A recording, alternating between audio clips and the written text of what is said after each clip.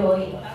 কাৰো কথাত মোৰ নাই বিশ্বাস মিছা পৰখনেৰে মোক নিদিবা আশ্বাস তুমি আজি যি পোছাকেই পিন্ধা সেই পোছাক নহয় মোৰ অচিনাকি পোছাক সেই পোছাক হ'ব পাৰে ৰেচম চিল্ক বা মখমল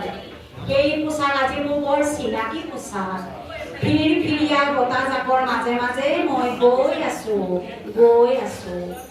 সেউজীয়া প্ৰকৃতিয়ে আজি মোৰ বিশ্বাসৰ ভূমি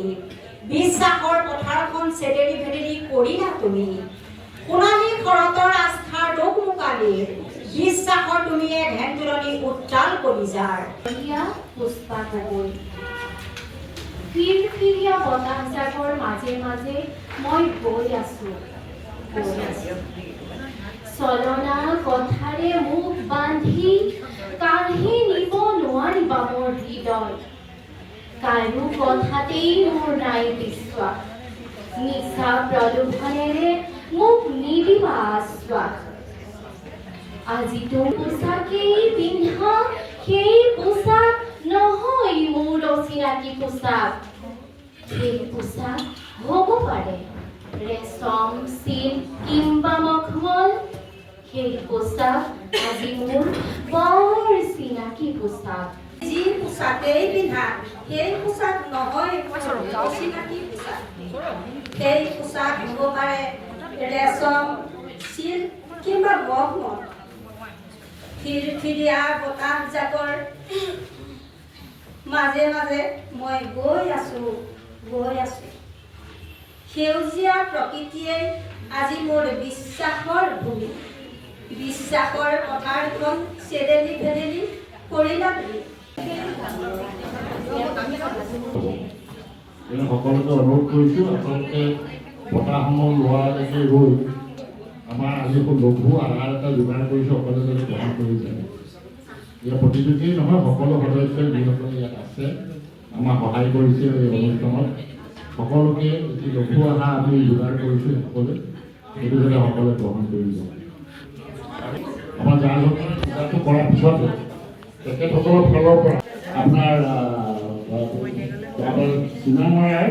কি প্ৰডাকশ্যনটো মুহূৰ্তে চাব লাগে তেনেকৈ এই লাইফৰ বস্তুবোৰ আমাৰ প্ৰত্যেক অসমীয়া প্ৰত্যেকজন গৃহৱতীয়ে চিন্তা কৰিব হ'ল আমি অলপতে আগতে দুখ পাইছোঁ এই কলাটোৰ প্ৰধান হাথিয়াৰ হৈছে কণ্ঠ আমি এটা নাচিলে তাৰ লগত অন্যান্য বাদ্য থাকে গান থাকে এটা গান গালে তাৰ লগতো বাদ্য থাকে কিন্তু আবৃত্তি এটা অকল কণ্ঠ আৰু শব্দৰে পৰিচালিত হয় শব্দৰ খেল আৰু কণ্ঠৰ অভিনয়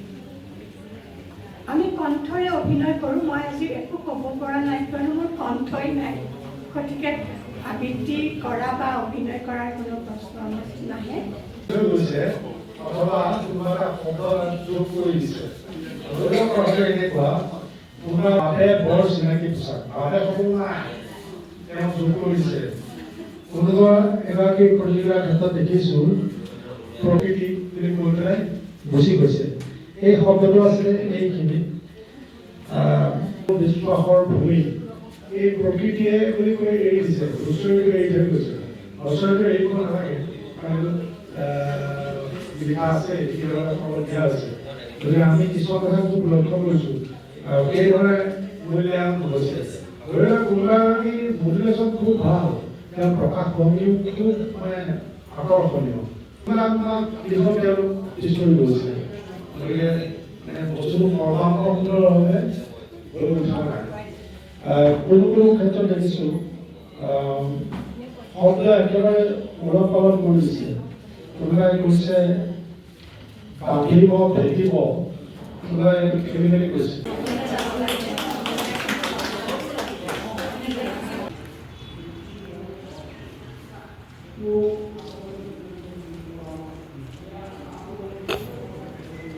মানুহক কেনেধৰণে কাঙাল কৰি তুলিব পাৰে কেনেধৰণে উল্লেখ কৰিব খুজিছোঁ আজি লাচিত বৰফুকনেই নহয় আমাৰ বিভিন্ন প্ৰদেশত মানুহখিনিকে গৌৰৱেৰে মানে নিজক শক্তিশালীভাৱে প্ৰতিষ্ঠা কৰিব বিচাৰিছে আমাৰতো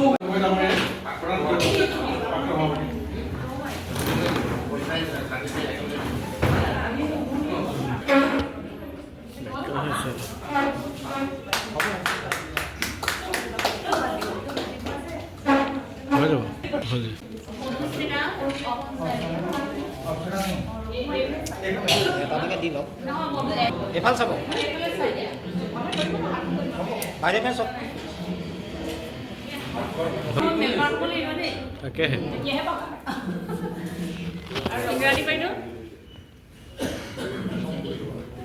এখেত মোৰ কলিগ বাইদেউ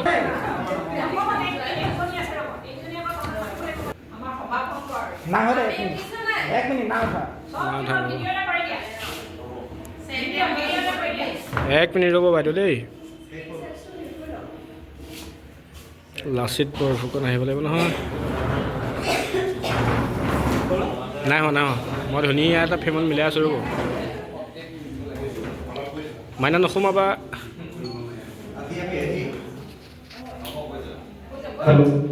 আমি আহি আজি ইতিমধ্যে বঁটা বিতৰণি হৈ গ'ল অৱশেষত শলাকা ভৰাই জনাব লৈছোঁ আমি প্ৰথমে শলাকা ভৰাই আগবঢ়াম যিসকল ব্যক্তিয়ে আমাৰ কাৰ্যকৰ বিষয়ববীয়াকে আলোচনা যুগান্ত বৰা ডাঙৰীয়া আজি 24 নৱেম্বৰ লাচিত দিৱস 402 বছৰীয়া বীৰ লাচিতৰ জন্ম জয়ন্তীৰ লগত সংগতি ৰাখি ঐতিহাসিক যোৰহাট মহানগৰৰ ৰাজমহা পুখুৰীৰ সমীপত থকা জয়া ভৱনৰ পুষ্পাগৈ সোঁৱৰণী কক্ষত 30 বছৰ ঊৰ্ধৰ মহিলাৰ পুৱা 10 বজাত পুষ্পাগৈ সোঁৱৰণী ন্যাসৰ আবৃত্তি প্ৰতিযোগিতা টাই আহোম সংস্কৃতি সংৰক্ষণ শিক্ষা বিকাশ সমিতি আৰু পুষ্পাগৈ ন্যাসৰ সৌজন্যত অনুষ্ঠিত হৈ যায় উক্ত প্ৰতিযোগিতাখনিত উদযাপন সমিতিৰ সভাপতি তৰুণ গগৈ ডাঙৰীয়া টাই চাহবৰ সভাপতি অৱনী কুমাৰ চেতিয়াকে মুখ্য কৰি আমন্ত্ৰণ কৰি অনা বন্তি প্ৰজ্বলক দীপিকা বৰগোহাঁই মহোদয়া স্মাৰক বক্তৃতা প্ৰদান আৰু উদ্বোধন কৰা বাহনা মহাবিদ্যালয়ৰ প্ৰাণীবিদ্যা বিষয়ৰ মুৰব্বী প্ৰাক্তন অধ্যাপিকা ডক্টৰ ইন্দিৰা বৰুৱা 3জন বিচাৰক ক্ৰমে পিটি বৰদলৈ বাহনা মহাবিদ্যালয়ৰ ৰাসায়ন বিভাগৰ প্ৰাক্তন মুৰব্বী অধ্যাপিকা মণি মহন্ত বিশিষ্ট সাংবাদিক ও সংগীত শিল্পী সুৰাকাৰ গীতিকাৰ আৰু এজন বিচাৰক উপস্থিত আছিল অসম কৃষি বিশ্ববিদ্যালয়ৰ অধীনৰ সামূহিক বিজ্ঞান বিষয়ৰ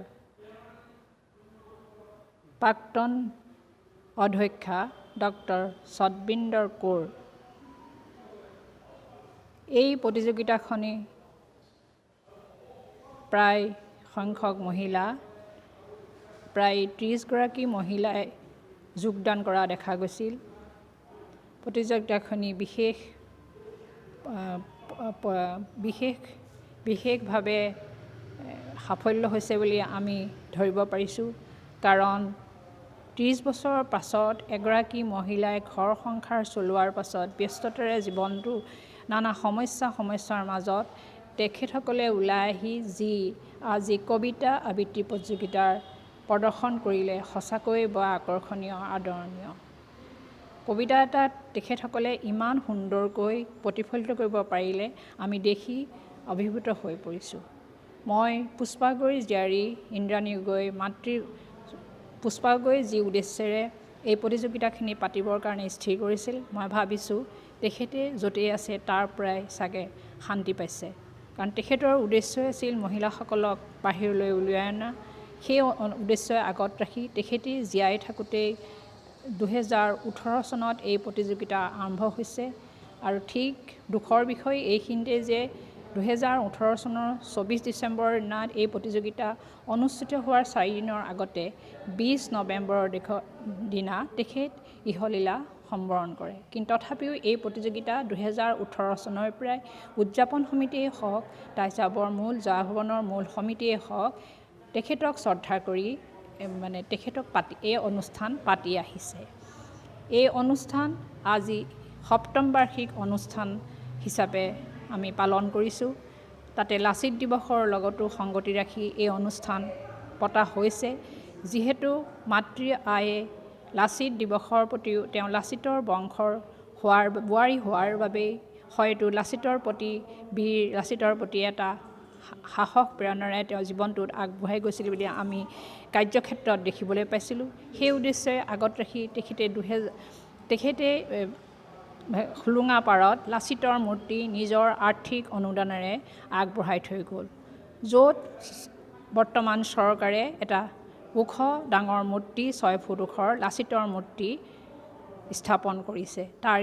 কাণৰতেই পুষ্পা গগৈয়ে নিজৰ অনুদানেৰে নিজৰ সাঁচতীয়া পইচাৰ অনুদানেৰে পুত্ৰ জী জোঁৱাই বোৱাৰী কাকো কেতিয়াও দিগদাৰ নিদিয়াকৈ সেই সাঁচতীয়া টকাৰে এই মূৰ্তি মাৰ্বলৰ মূৰ্তি সাজি তেখেতৰ দেশৰ প্ৰতি যি স্বাধীন ত্যাগ জাতীয় সংস্কৃতিৰ প্ৰতি যি অনুৰাগ সেইখিনি আদৰ্শ দেখুৱাই থৈ গ'ল। আৰু সেই আদৰ্শকে আগত ৰাখি আমিও যিমান পাৰে এই বীৰ লাচিতেই হওক চুকাফাই হওক বা মেডাম মেফিয়ে হওক আমি তেওঁলোকৰ আদৰ্শ আগত ৰাখি আমাৰ অগ্ৰজসকলৰ আগত ৰাখি আমি এই কাম কৰিবলৈ পালে আমিও অত্যন্ত সুখী হওঁ। আৰু এই তাই চাহাব অনুষ্ঠানটো অকল এটা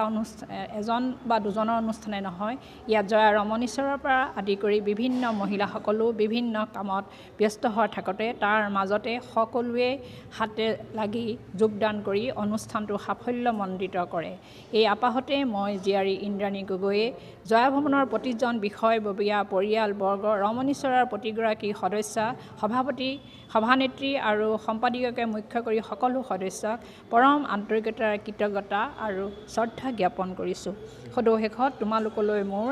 শ্ৰীমন্ত আৰু পুলকলৈ মোৰ আন্তৰিক মৰম ভৰা শুভেচ্ছা থাকিল। ধন্যবাদ। টাই আহোম সংস্কৃতি সংৰক্ষণ আৰু শিক্ষা বিকাশ সমিতিয়ে প্ৰতিষ্ঠা কালৰ পৰাই লাচিত দিৱসটো অতি উলহ-মালহেৰে পালন কৰি আহিছে। এইবাৰো 402 বছৰীয়া লাচিত দিৱসৰ জন্ম দিৱসটি ইয়াত পালন কৰা হ'ল। 2018 চনৰ পৰা পুষ্পা গগৈ শুৱনি ন্যাস আবৃত্তি প্ৰতিযোগিতাও ইয়াৰ লগত জড়িত হৈছে। সেইমতে আজি 7ম বৰ্ষত ভৰি দিছে। আমি আজি এই শুভ দিনত আমি নৱপ্ৰজন্মৰ এইটোৱে আহ্বান জনাওঁ যে তেওঁলোকে যেন লাচিত বৰফুকনৰ আদৰ্শ অনুপ্ৰাণিত হৈ যুগ যুগালৈ তেওঁৰ এই বীৰত্বৰ কথা আগবঢ়াই লৈ যায়। এই ক'লো সংস্কৃত শিক্ষা বিকাশ কেন্দ্ৰই প্ৰত্যেক বছৰৰ দৰে এইবাৰো লাচিত দিৱস পাতিছে। তাৰ লগত সংগতি ৰাখি পুষ্পা গগৈ ট্ৰাষ্টৰ থ্ৰুৱেদি আমি যি কবিতা আবৃত্তি পাতিছিলোঁ তাত প্ৰায় 25জনমান প্ৰতিযোগিতা অংশগ্ৰহণ কৰিলে আৰু সুন্দৰভাৱে হৈ গ'ল। ইয়াৰ লগতে আমি উদ্বোধক হিচাপেও মাতিছিলোঁ আমাৰ ইন্দিৰা বৰুৱাক। দীপালী বৰগোহাঁয়ে বন্তি প্ৰজ্বলনেৰে আৰম্ভ কৰিলে আৰু শেষত মূল সভাত আজি যোগানন্দ বৰা ডাঙৰীয়াই গোটেই অনুষ্ঠানটোৰ লগত মিলাই তেখেতে লাচিতৰ গোটেই যি বৃত্তান্ত ক'লে। আৰু এইটো আমাৰ টাই চাহাবৰ প্ৰত্যেক বছৰে এটা নিজস্ব অনুষ্ঠান। প্ৰত্যেকবাৰে তেওঁলোকে অন্ততঃ চুকাফা দিৱস, লাচিত দিৱস আৰু মেডাম মেফি এইটো কৰি আহিছে। এই বছৰ আমি অকণমান ডাঙৰকৈ আৰম্ভ। আজি 24 নৱেম্বৰ এই দিনটোতে সমগ্ৰ অসমৰ লগতে 1984 চনৰ পৰা টাই আহোম সংস্কৃতি সংৰক্ষণ আৰু শিক্ষা বিকাশ সমিতি এই যোৰহাটৰ সৌজন্যত প্ৰতি বছৰে লাচিত দিৱস উদযাপন কৰি অহা হৈছে। আজিও দিন দিয়া কাৰ্যসূচীৰে এই দিৱস উদযাপন কৰা হয়। আজি কেইবাটাও বছৰ ধৰি এই অনুষ্ঠানৰ লগত জড়িত থকা সাহিত্যিক পেঞ্চনাৰ পুষ্পা গগৈ শুৱনি এখনি কবিতা আবৃত্তি প্ৰতিযোগিতাত 30 বছৰ ঊৰ্ধৰ মহিলাসকলক লৈ অনুষ্ঠিত কৰি অহা হৈছে। আজি উল্লেখযোগ্য যে 18 শতাধিক মহিলাই এই কবিতা প্ৰতিযোগিতাত অংশগ্ৰহণ কৰে। যিটো পুষ্পা গগৈ এটা নিজা কবিতা, এই কবিতাটোৱে মহিলাসকলে আবৃত্তি কৰি যথেষ্ট নিজেও আনন্দিত হৈছে আৰু যোৰহাটবাসীকো আনন্দিত কৰিছে। আৰু পুষ্পা গগৈ যি আদৰ্শ, এই আদৰ্শ অনুকৰণ কৰিবলৈ সক্ষম হৈছে বুলি আমি অনুমান কৰিছোঁ। আৰু ইয়াৰ পিছতেই আজি এখন মুকলি সভা অনুষ্ঠিত হৈছে। মুকলি সভাত তিতাবৰ নন্দনাথ শইকীয়া মহাবিদ্যালয়ৰ অৱসৰপ্ৰাপ্ত অধ্যাপক